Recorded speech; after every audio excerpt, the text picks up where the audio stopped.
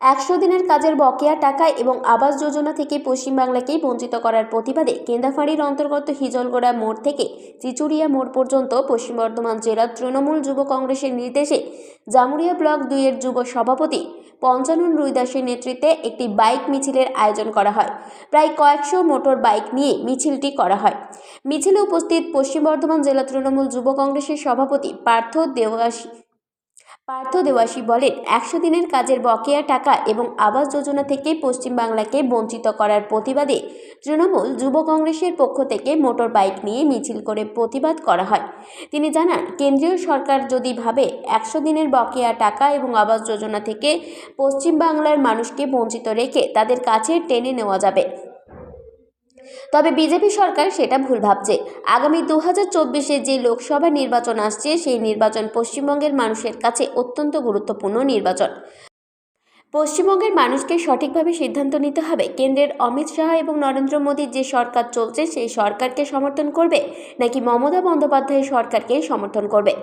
যে এদিনের এই মিছিলে উপস্থিত ছিলেন পশ্চিম বর্ধমান জেলা তৃণমূল যুব কংগ্রেসের যুব সভাপতি পার্থ দেওয়াসী, পশ্চিম বর্ধমান জেলা তৃণমূল যুব কংগ্রেসের সাধারণ সম্পাদক প্রেমপাল সিং, জামুরিয়া ব্লক 2 এর তৃণমূল যুব কংগ্রেসের সভাপতি পঞ্চানন রুইদাস, জামুরিয়া ব্লক 2 এর তৃণমূল কংগ্রেস সভাপতি সিদ্ধার্থ রানা, দীনেশ চক্রবর্তী, পুতুল ব্যানার্জি, প্রদীপ সিং, সন্দীপ সিনহা, আদিত্য লাহা, মহেশ পাপোয়ান, প্রদীপ বাউরি, পরিমল মিত্র, জুয়েল কাজী, শেখ জোজো এছাড়াও তৃণমূল কংগ্রেসের কয়েকশো তৃণমূল কংগ্রেস কর্মী উপস্থিত ছিলেন এদিনের এই বাইক মিছিলে।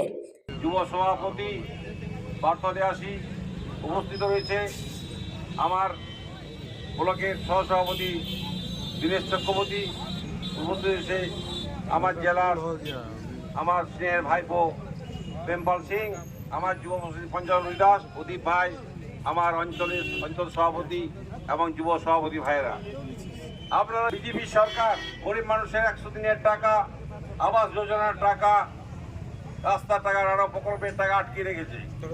পশ্চিমবাংলাকে বারে বারে বঞ্চনা করছেন। তার এই প্রতিবাদে আমাদের মিছিল, এই মিছিল সারা পশ্চিমবাংলা জুড়ে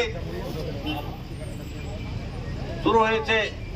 আমাদের নেতা অভিষেক বন্দ্যোপাধ্যায় দিল্লিতে ধর্ণা দিয়ে এসছেন, তবু কোনো দিনে মাথা নড়েননি।